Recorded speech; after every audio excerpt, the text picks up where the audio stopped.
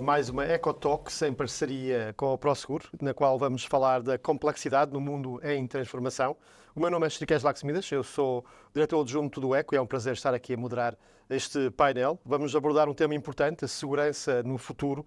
Vamos debater questões como o complexo cenário global em que os riscos e ameaças se multiplicam e se tornam mais sofisticados, assim como a crescente necessidade de proteção das pessoas, mas também dos seus bens e negócios, com especial destaque para o tema fundamental da segurança híbrida. É um tema muito atual, além de ser atual, é muito complexo e multidimensional, portanto, felizmente temos aqui três especialistas que nos vão ajudar a explicar alguns dos aspectos desta conversa. Passo a apresentar, mais próximo de mim, João Duque, professor catedrático no Departamento de Gestão do ISEG, Jorge Bacelar Gouveia, professor catedrático da Faculdade de Direito da Universidade Nova de Lisboa, e Gonçalo Morgado, diretor-geral da Prosegur Security. Aos três, obrigado por estarem aqui.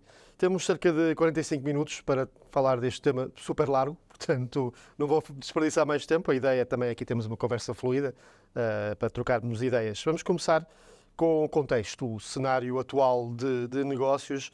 Vivemos num processo de mudança acelerada, estamos sempre a falar disto neste palco, precisamente com a evolução tecnológica nos modelos de negócio e a adaptação das próprias empresas que são forçadas a isso e têm que fazer isso para continuar os seus negócios. Numa altura de competição global também aumentada, vamos ver o que é que decorre depois das eleições americanas, mas a competição entre o resto do mundo pelo menos vai continuar. A minha primeira pergunta, que é dirigida aos três, podemos abordar de forma fluida também, é como é que isto tudo afeta a exposição ao risco nos negócios, professor? Bem, a mudança sempre foi uma condição básica da gestão dos negócios. E, portanto, negócios que não se adaptaram às mudanças acabaram por se superar. E, portanto, esse ambiente de mudança, a meu ver, é absolutamente inerente, faz parte do ADN das empresas que tentam não só manter-se, mas até progredir. E, portanto, isso não é um contexto novo. Para mim, o contexto novo, e é sempre um problema das questões ou das ciências sociais, é que a sociedade e a história e o desenvolvimento do homem evoluiu sempre e, portanto, muitas vezes alteram-se condições que nem sequer se podem voltar ou comparar com situações exatamente anteriores. E agora nós estamos numa alteração de um paradigma tecnológico que eu não sei exatamente, quer dizer, como nós sentimos que estamos numa fase de grande turbulência. Eu não sinto que esteja já numa fase pós-alteração desta mudança, nem esteja antes da alteração. E por isso eu não sei exatamente para onde vou, mas sei que não vou por aqui onde estou. Portanto, essa é que é a dificuldade dos atuais gestores, é sentirem um bocadinho que a mudança do paradigma traz uma enorme explosão de incógnitas e pontos de interrogação. Começa logo por aquilo que vai ser a forma como os negócios e as pessoas vão incorporar a tecnologia tal como a estamos a desenhar e na forma como a estamos a conceber interligada com a nossa vida, não é? Hoje, quer dizer, o telemóvel, por exemplo, é uma extensão de nós, mas eu não tenho a certeza se essa extensão não vai ser incorporada em nós. Quer dizer, ou muitas das funções que hoje deixamos ao telemóvel passam a ser feitas por nós diretamente, ou porque a tecnologia nos ajuda, não é?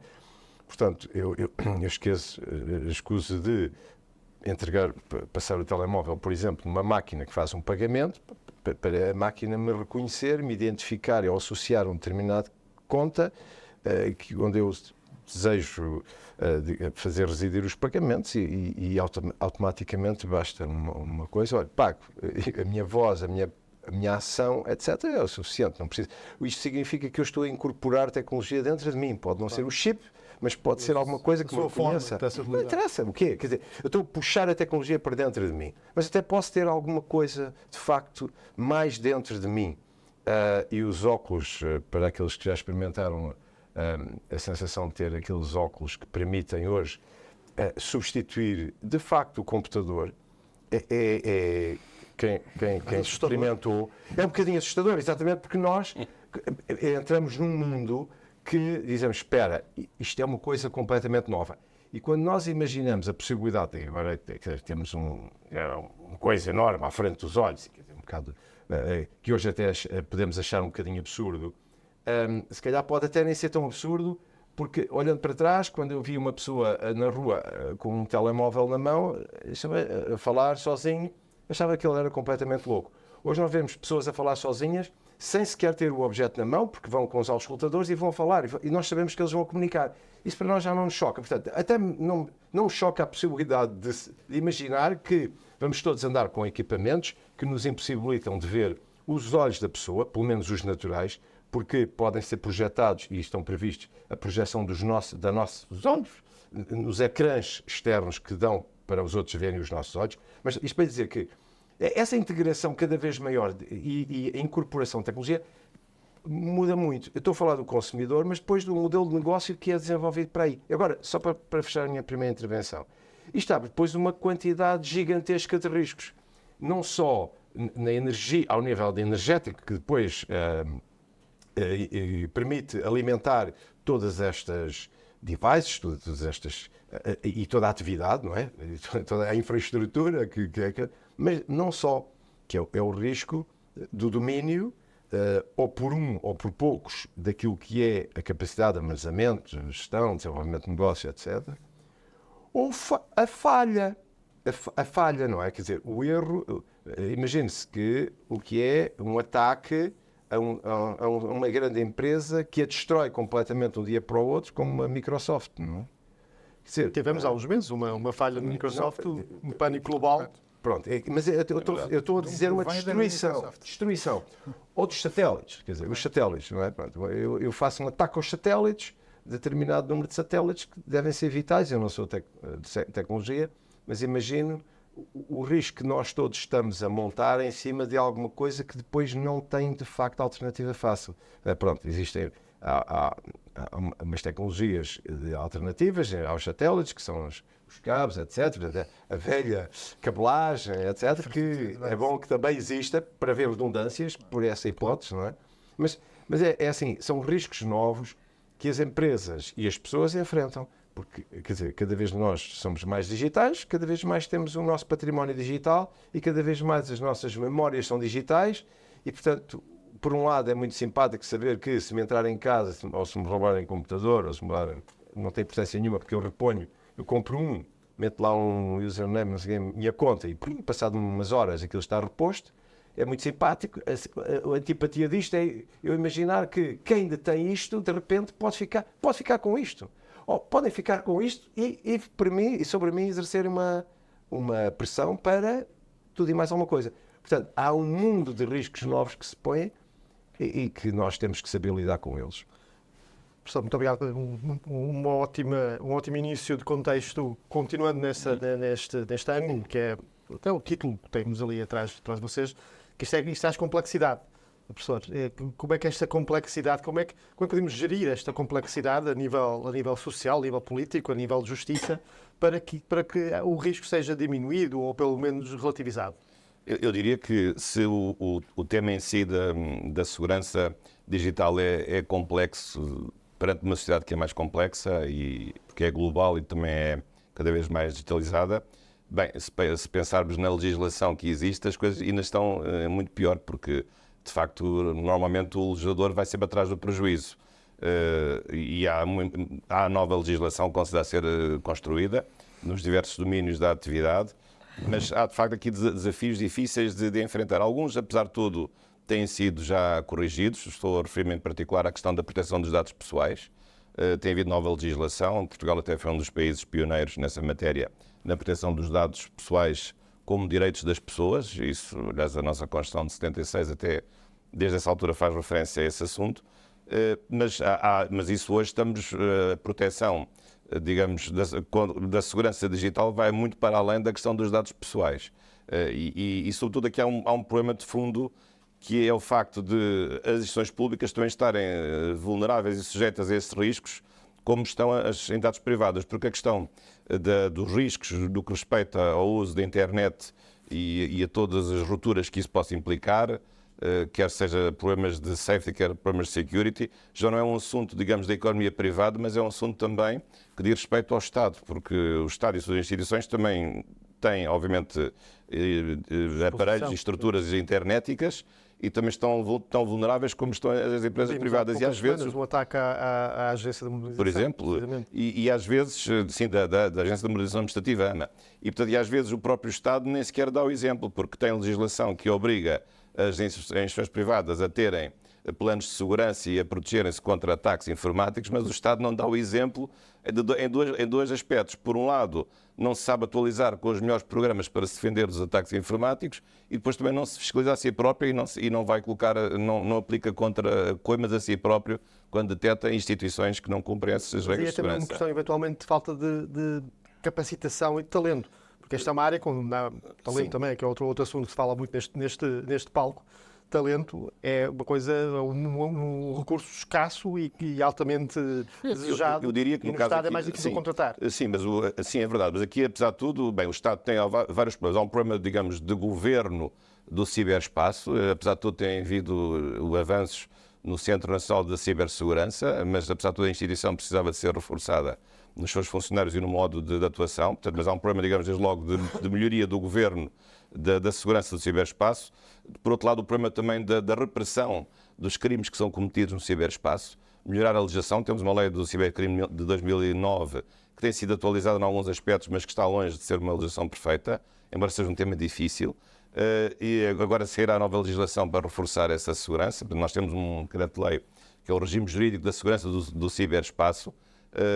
E sobretudo agora com a ideia de que as estruturas internéticas também são infraestruturas críticas, isso também pode, porventura, melhorar o estado de coisas. Mas não é fácil. O direito normalmente vai sempre atrás da realidade social, mas neste caso, se ficar muito para trás, acaba por a realidade social, digamos, fazer aquilo que quiser, ultrapassar e com danos às vezes irreversíveis para as pessoas e para as empresas. Obrigado, professor. Gonçalo, aqui do lado do negócio da segurança, há aqui uma alteração, obviamente, não é de agora, mas que se torna mais pertinente por causa da aceleração da complexidade, que é os próprios riscos tornam-se mais complexos porque estamos a falar de dois ambientes. Tanto falamos aqui já dos cabos e do físico e do servidor no computador que eu tenho em cima do meu desk, mas que também liga com a cloud. Portanto, temos dois níveis de segurança, que é um micro e outro macro, digamos, desta forma. Como é que as empresas, o setor da segurança, conseguem olhar para isto e estes riscos?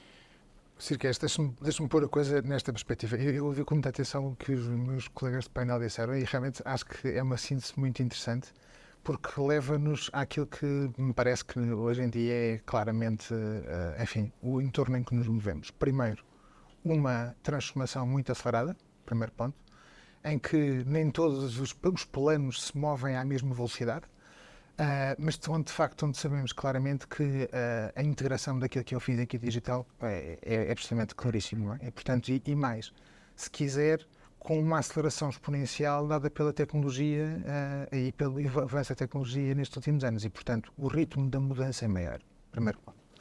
Segundo ponto, e, portanto, nessa perspectiva temos que estar todos preparados para conseguir entregar soluções que permitam garantir estes dois planos, a segurança sobre estes dois planos, o físico e o digital. Este é o primeiro ponto. Depois há um segundo ponto, que assim por acaso não falámos aqui, mas que eu gostava de introduzir, que tem a ver também com a própria globalização. Porque a globalização leva-nos a que, enfim, imagine, no passado você tinha uma fábrica e você tinha paredes, não é? E tem muros, e tem sistemas de controle de acesso à fábrica, etc. por aí adiante, e estava bastante seguro por isso. Hoje em dia, com a globalização e com esta transformação, tal como falámos, os seus riscos não vêm de dentro da fábrica nem dos 4 fornecedores que estão à sua volta, vêm daquilo que é de facto o que está a acontecer no mundo inteiro.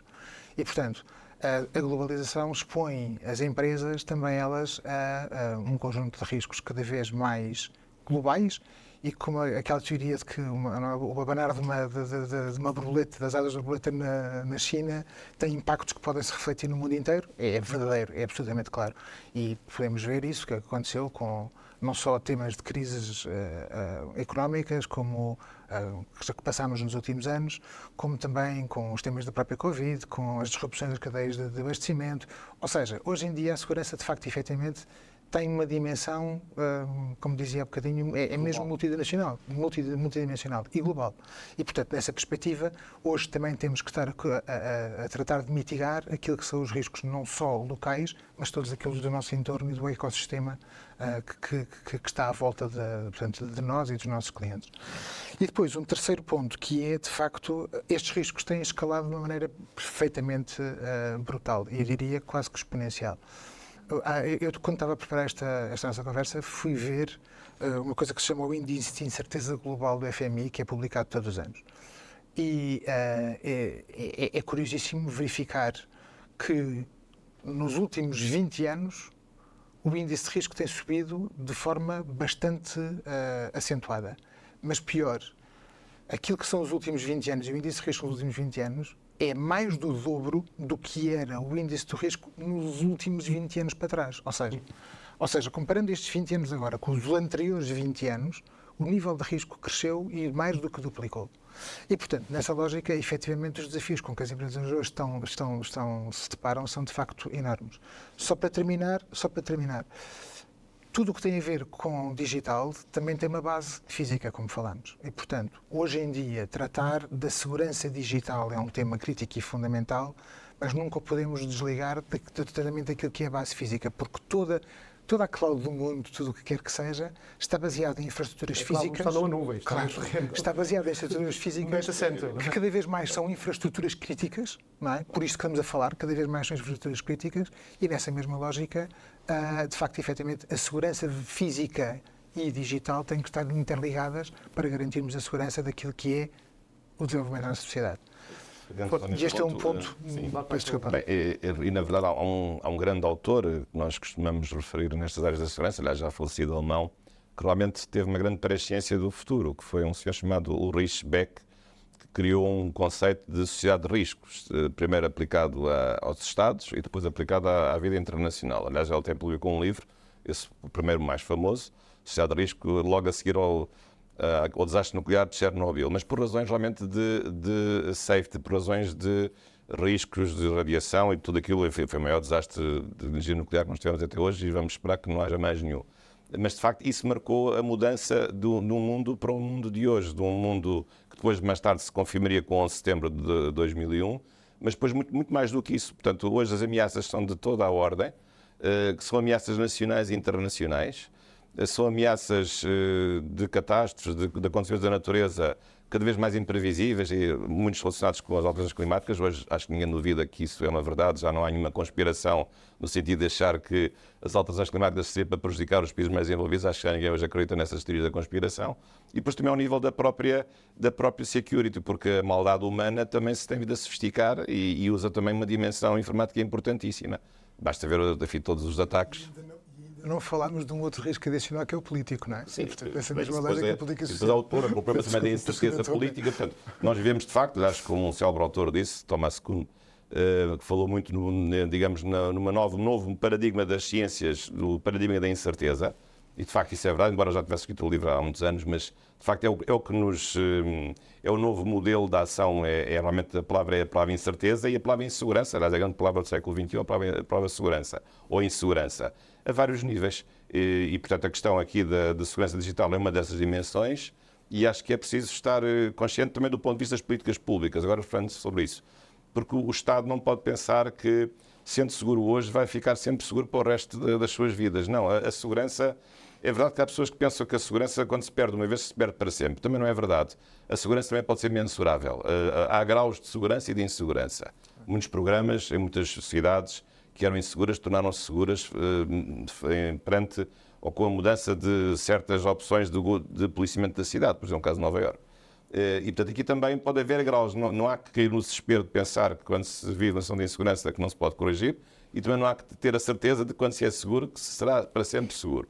E, portanto, é preciso também que o Estado tenha aqui o cuidado de agir, legislar como pode, de também regular o mercado também como pode, para precisamente obrigar a que haja um mínimo de segurança nas empresas e também já agora nas suas próprias instituições, naquelas que são públicas. Essa questão do tempo é muito interessante.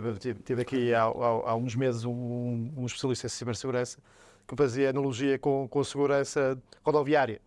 Também quando começámos não tínhamos cintos de segurança, não tínhamos as janelas sequer, e foi só com a consciencialização que se acelerou esse processo, airbags, etc. Isto é um bocadinho mais complexo, estamos a falar de um tema muito mais global, de um tema muito mais complexo, e o professor João Duque aqui mencionou um aspecto que me interessa como jornalista de economia, que é,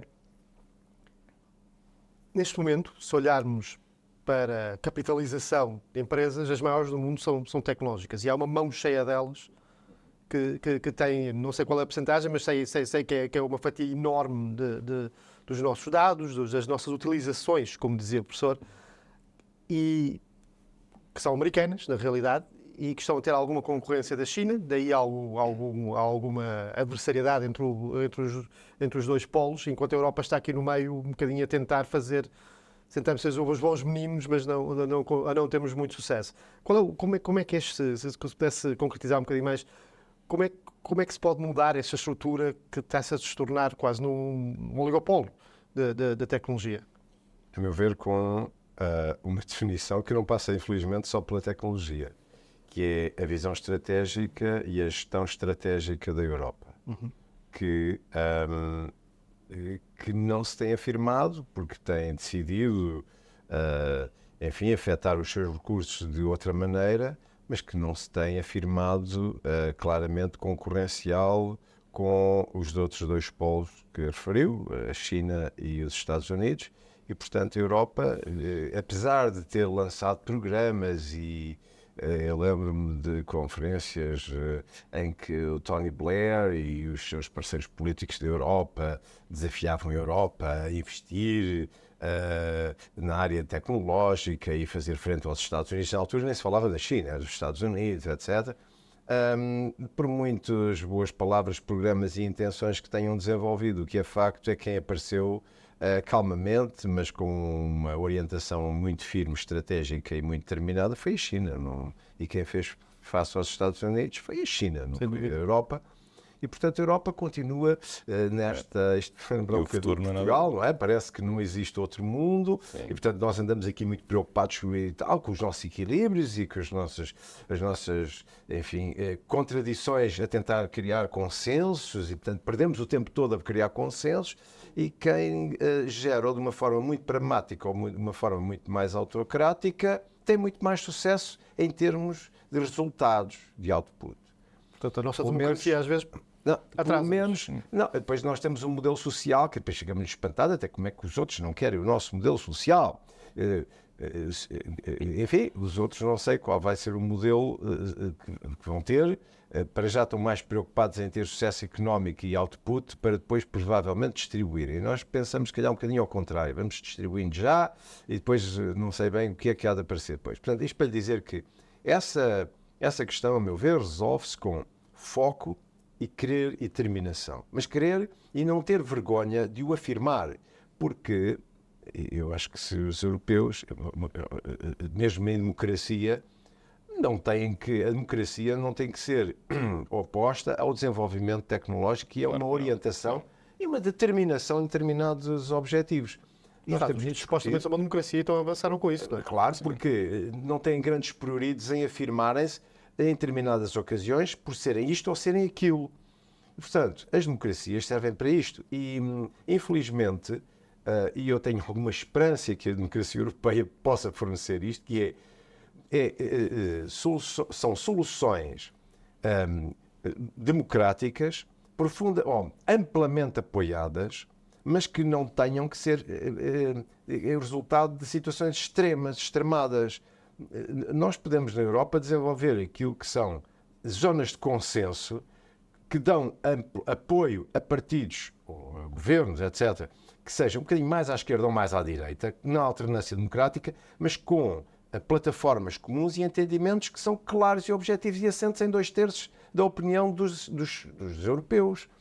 Que é o que acontece na esmagadora maioria dos países. Só que, de repente, as pessoas preferiram meter lentes que veem duas cores, é mais fácil, aparentemente, ver duas cores, mas as cores são uma de um lado e outra do outro, em vez de se perceber que a cor maior, que é a cor central, onde a maior parte das pessoas, cidadãos normais, se revêem em determinado tipo de política. E uma vez assente nessas políticas, então é determinar a orientação para isso e não ter, digamos, pejo em dizê-lo. E dizê-lo que houve uma escolha, a escolha é esta, nós assentámos nisto, temos plataformas de tempo comum, se o investimento, por exemplo agora, o investimento vai ter que ser feito 2%, 3% do PIB em defesa, tudo Exatamente bem. isso. Tem que ser. Desculpem. Da depois virão da extrema-esquerda, da extrema-direita, de populismo. Dinheiro para os militares, não sei o quê. Dinheiro para isto, para aquilo. E vai dizer assim, e há que dizer-lhes assim, sim, exatamente, porque a alternativa é muitíssimo pior. Portanto, nós queremos estar seguros, nós queremos fazer o nosso caminho, vocês, se não gostam, olha, passem muito bem. Mas, de facto, 70% da população revê-se neste modelo.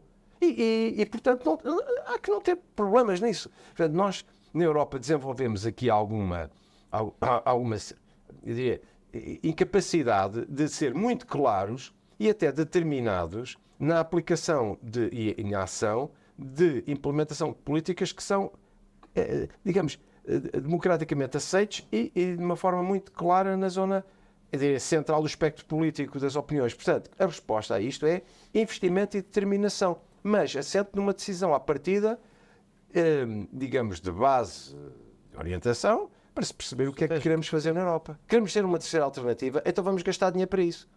Haverá menos recursos para outras coisas, pois há. De facto, mas infelizmente Fazer escolhas, não é? não temos que fazer escolhas. E, portanto, agora aqui, qual é o limite? É difícil, é difícil, mas eu penso que é exatamente essa a função dos líderes políticos. É exatamente essa a função dos líderes, com L maiúsculo, líderes. Temos, professor, temos esses líderes, estamos a chegar a quase, infelizmente, a 1000 dias do eclodir da guerra, da invasão da Ucrânia. E, na altura, uma das principais coisas que se falou foi a independência energética, se resolveu de alguma forma, acabamos de resolver as coisas, mas na independência da segurança ainda estamos com estas entropias que o professor João Lucas estava a falar. Está confiante que temos esses líderes e que vamos avançar nessa questão da segurança? Nem por isso. Vamos lá ver. Penso que é uma boa ideia a ideia de se reforçar o investimento na defesa europeia, isso sem dúvida, até porque a NATO, que é uma estrutura europeia também americana, mas é evidente que isto tem sido uma tarefa sobretudo dos Estados Unidos e acho que isso é importante porque ao investirmos também na defesa europeia também vamos acabar por desenvolver novas tecnologias, isso será um efeito muitíssimo positivo. Apesar de tudo, a Europa tem feito algum esforço, por exemplo, a nível sobretudo da investigação científica, programas universitários a nível europeu, alguma coisa se tem feito, embora realmente o ponto de partida seja mais difícil, porque a Europa é muito mais diversa, os Estados Unidos é um país federal, mas muito unido, a China é um país unitário, a Europa tem 22 línguas oficiais, temos países com muitas tradições e, sobretudo, agora estamos um pouco assustados também com o surgimento de alguns partidos mais radicalizados, quer à esquerda, quer à direita, mas, apesar de tudo, penso que isso não vai, apesar de tudo, prejudicar o futuro se houver essa capacidade de liderança, porque, digamos, do ponto de vista do investimento e da segurança digital, penso que os partidos estão mais ou menos de acordo. Há um consenso europeu nessa matéria. Outra coisa é a Europa que intervém nas questões mais de natureza ideológica ou de natureza migratória ou noutro tipo de questões. Mas nesta questão da segurança perante as novas tecnologias, eu penso que isso será um caminho fácil de percorrer. A única dificuldade é, de facto, o problema de termos uma invasão na Ucrânia que vai consumir particularmente os recursos europeus e, sobretudo, o facto da Europa não ser um continente com grandes recursos próprios e, portanto, ser necessário realmente, do ponto de vista da segurança energética, ir buscar outras fontes que sejam seguras, isto é, que nunca não acabem, e sobretudo que sejam mais baratas ou que não fiquem demasiado caras para serem, digamos, comportáveis do ponto de vista do funcionamento dos mercados. Esse é o grande desafio. Digamos, claro que isso tem que ser jogado numa geometria ao nível mundial, mas tenho dúvidas que os líderes políticos até hoje da União Europeia tenham tido essa capacidade. Penso que não a mostraram. Também o tempo que passou talvez não seja suficiente, porque a guerra da Ucrânia tem 2 anos. Acho que 2 anos para vermos uma estratégia de longo prazo não é nada, mas penso que há aqui, de facto, um desafio importante que não vai ser perturbado, a meu ver, pelas fraturas partidárias, que são sobretudo na natureza ideológica, mas que neste aspecto eu penso que há um consenso generalizado na União Europeia e nas democracias europeias, julgo eu.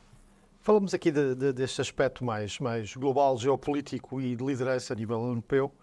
Queria perguntar, Gonçalo, ao setor privado tem que participar nisto, participa nisto, através de parcerias, através de ser fornecedor. Como é que vê este setor na Europa a ajudar neste cenário? Eu diria 3 coisas. Já agora também só começar também tentando pegar no que foi dito.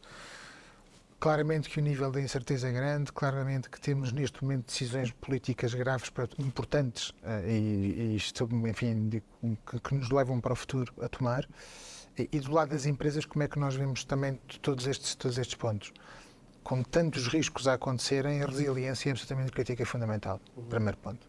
Construir mais resiliência naquilo que é as políticas de segurança que nos afetam a nós, enquanto empresas, e aos nossos clientes e às pessoas, é absolutamente crítico e fundamental. Primeiro ponto. Segundo ponto. Ecossistemas são absolutamente críticos e fundamentais. Isto não se faz nada sozinho hoje em dia, não é? E, portanto, nessa lógica, a parte de resiliência do que estamos a falar significa trabalhar nos diversos planos que falámos anteriormente, no físico, no digital, e naquilo também que é a segurança das pessoas e das organizações, dos dados, etc. por aí adiante. Mas passa também por isso que eu estava a dizer, que é, de facto, efetivamente, haver bons ecossistemas que ligam todas as pontas, porque hoje ninguém está sozinho, não é? E, portanto, aquilo que tem sido feito e que tem havido um bom investimento nessa lógica é exatamente na criação de soluções e desenvolvimento de soluções que envolvem vários parceiros, sejam fornecedores de referência, sejam investigação, portanto, através das universidades, seja através dos universos das startups, onde têm vindo a marinar um conjunto de ideias muito interessante e que têm vindo a ser incorporadas exatamente naquilo que é o mundo, e agora falo da segurança em particular, mas no mundo dos negócios de uma forma mais global. E depois, a seguir, obviamente, aqui há um papel muito importante que o Thomas Gouveia falava há bocadinho, que eu acho que é também crítica e fundamental, que tem a ver com a própria regulamentação do Estado, porque podemos ter modelos mais liberais, modelos menos liberais, mas, na verdade, efetivamente, há aspectos centrais como a segurança, não é? Onde tem que haver regulamentação. E, portanto, nessa lógica, o Estado tem um papel muito importante neste ecossistema de ajudar a equilibrar, digamos assim, e fazer muitas vezes de ponto de balança em relação àquilo que é este desenvolvimento. E já agora, desculpe, portanto, o Estado, já que falo do Estado, sim. em vários níveis, que desde logo o que é o mais difícil é a parte, digamos, da regulação, isto é, estabelecer as regras do jogo. Correto. Para haver concorrência, para não haver monopólios e oligopólios. Claro que isso não pode ser só o Estado nacional, mas também tem que ser a Europa e ao nível mundial, o que é uma coisa muito mais difícil. Mas depois também preocupa-se sobretudo com os aspectos dos ilícitos, da repressão. Éticos também. Digamos, por lado, a questão, digamos, dos funcionários públicos saberem lidar com os riscos no uso das novas tecnologias, de estarem capacitados para isso, de serem responsáveis por isso. A questão da cibercriminalidade, enfim, está um mundo que está à solta, que se tem multiplicado. Havia no tempo da pandemia, houve em Portugal, aumentaram 40% os crimes, dos cibercrimes, o que também se compreende porque as pessoas tinham que recorrer a outras tecnologias para a malandragem poder funcionar. Mas, de facto, tudo isso o Estado também tem que olhar, e eu às vezes não vejo o Estado muito preocupado com isso. E também já agora o Estado como principal consumidor da economia. Também. A parte agora, na verdade, efetivamente, também tem que dar, ele que marca a regra também tem que dar o exemplo. E, portanto, no fundo, haver aqui assim uma lógica de acompanhamento entre ambas as coisas. Não é o ponto fundamental desta minha conversa de hoje, seguramente, mas acho que é um ponto que vale a pena colocar. E, portanto, retomando ao princípio, de facto, efetivamente, os ecossistemas de parceiros são fundamentais e críticos para desenvolvermos. Transfronteiriços, já nada tem a ver com fronteiras, isto são pancontinentais e até mundiais, e na verdade a ligação entre as universidades, as startups, as empresas e de facto estas empresas que também fazem elas próprias muita investigação, fazem uma inovação que é absolutamente fundamental para garantirmos a resiliência dos nossos sistemas. E aquilo que falamos aqui, eu acho que o ponto mais importante a discutirmos é a resiliência dos sistemas. É isso que é o objetivo nestes momentos em que, obviamente, os níveis de incerteza vão crescendo. Aqui uma questão de literacia também, queria passar desse, já falamos do Estado e das parcerias e do ecossistema. Queria perguntar aqui ao professor João Duque, da área da gestão, se há suficiente literacia destes assuntos, literacia de segurança no empresariado português, que é complexo, já não estamos só a falar de empresas só portuguesas. Mesmo de cultura de segurança. Cultura de segurança, E de cultura cidadã, digamos, a cidadania digital, no fundo. Se também. há falhas, o que é que se poderia fazer para aumentar isto? De facto, a segurança está associada à cultura do risco, à cultura de gestão do risco, não é? Pronto. Porque a pessoa tem que ter a sensação de que há um ambiente de risco para se proteger. Caso contrário, se a pessoa acha que está despreocupada, absolutamente seguro, depois vai fazer o quê? Se eu andar rodeado de seguranças à minha volta, porque é que eu vou ter uma arma? Isso não faz sentido. Portanto, essa cultura do risco é uma cultura que, naturalmente, se está cada vez mais a ensinar e a divulgar, etc. Agora, nós temos que perceber, no microcosmos que é Portugal, vamos lá ver, apesar dos empresários terem cada vez mais formação, porque naturalmente os portugueses têm cada vez mais formação, essa formação não tem que ser nas áreas de gestão e, portanto, muitas vezes a ideia de, por exemplo, aqueles que são educados numa determinada escola, não é por defeito, é uma escola, por exemplo, de engenharia, eles são naturalmente sensíveis às questões do risco, da construção, dos físicos, etc. Tem noções, sim. Exatamente, menos à noção de segurança ou de risco no negócio ou de outras atividades. Numa escola de gestão, normalmente dá-se isso, se calhar com pouca ênfase, às vezes aos aspectos físicos, e por isso as organizações são compostas por múltiplas pessoas que fazem parte com diversas formações e que até devem estar presentes nos boards, não é? Pronto. Agora, num país onde a esmagadora maioria das empresas são pequeninas empresas que não têm essa diversidade, quer dizer, as empresas vivem com o que há. Claro. E o que há, muitas vezes, não é absolutamente nada sensível. Mas também, eu devo dizer-lhes, a atividade delas, se eles pensarem bem, está dependente de um ou dois clientes. Infelizmente, não é? E, portanto, é assim, o que acontecer a essa gente é o que vai acontecer a mim. Portanto, o que seria importante era, quase que na cadeia, isso até aumenta a responsabilidade dos grandes, não é? Dos grandes agentes em Portugal, porque eles são responsáveis por uma enorme dependência... Fala dos bancos, dos retalhistas... Todas as grandes empresas. As grandes empresas têm em Portugal, seguradoras, de facto, para além de representarem muito, e às vezes com vários milhares de trabalhadores, representam mais do que isso, porque eles têm na cadeia de fornecimentos toda uma quantidade enorme, gigante de pequenas empresas que dependem absolutamente deles. E o que lhes acontece a essa cadeia. E por isso, essa responsabilidade é maior do que numa sociedade onde, imagine-se que Portugal tivesse 1000 empresas muito grandes, ou de dimensão muito grande, e que absorviam tudo o que era trabalho.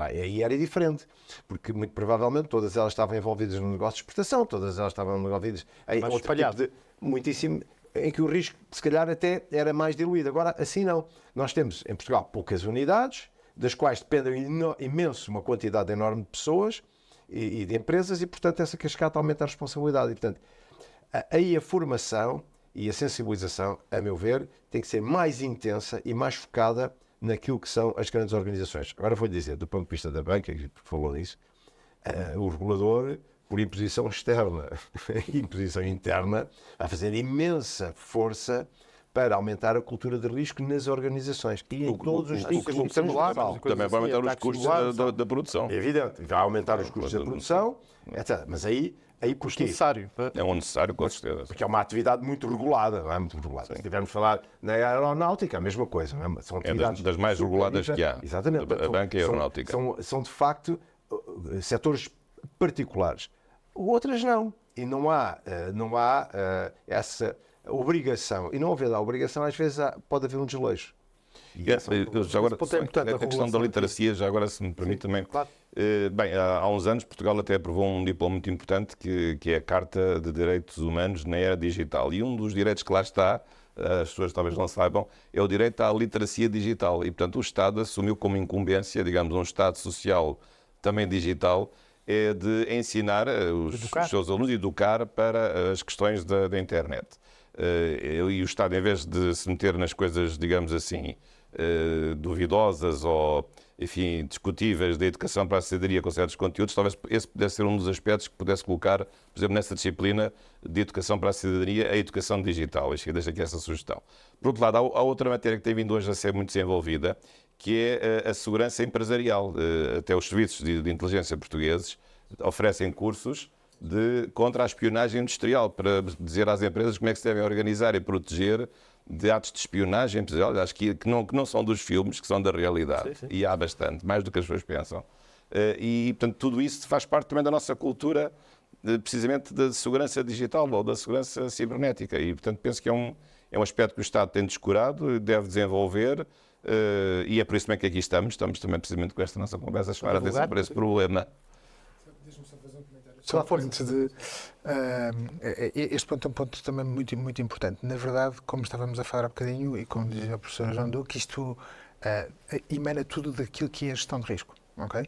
Mas depois, aquilo que é a cultura de segurança, que é uma das declinações exatamente desta parte da gestão do risco, na verdade depende de todos e cada um de nós. Nos seus locais de trabalho, em casa, na forma ética ou não ética como utilizamos as tecnologias e aquilo que é o que temos à nossa disposição. E nessa lógica, a segurança centrada no ser humano é crítica e fundamental. Agora, voltando para outra vez ao nosso tema. Na segurança, a segurança centrada no indivíduo é fundamental, porque nós podemos montar os maiores sistemas extraordinários de contenção, mas muitas vezes o principal elo mais fraco, ou o principal não, o elo mais fraco da cadeia é alguém que carregou naquele botãozinho que devia, naquele anexo que estava agarrado a um elo. Okay?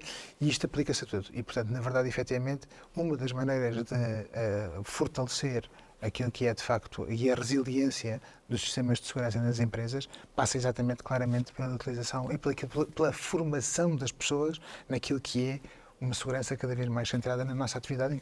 E vocês têm contacto diário, a vossa função é falar com clientes de segurança. Como é que vocês internamente fazem a estratégia de explicar os riscos e as proteções aos clientes? Vamos lá ver, tudo isto, claro, tudo isto, enfim, nós trabalhamos, nós para o Seguro Security trabalhamos essencialmente grandes clientes, portanto, grandes clientes privados.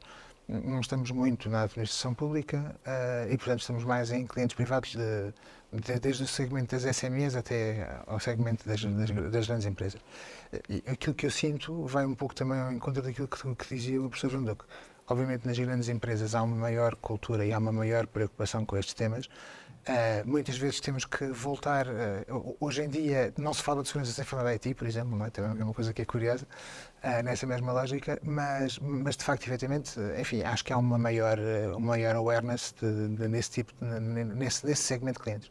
Nos segmentos mais baixos, muitas vezes é preciso fazer de fato um trabalho de base que é feito em conjunto com os nossos parceiros, que quando abordamos os nossos clientes nestas matérias. Mas é um trabalho que vai demorar, não é uma coisa que seja imediata, apesar de que o risco, como digo, é grande e, portanto, a importância de o fazer é relevante. Vamos terminar com esta nota, já com os 45 minutos passaram a voar, podemos ficar aqui muito mais tempo, mas nesta nota positiva terminamos este painel. Muito obrigado pela vossa presença e por nos ajudar aqui com as ideias. Muito obrigado.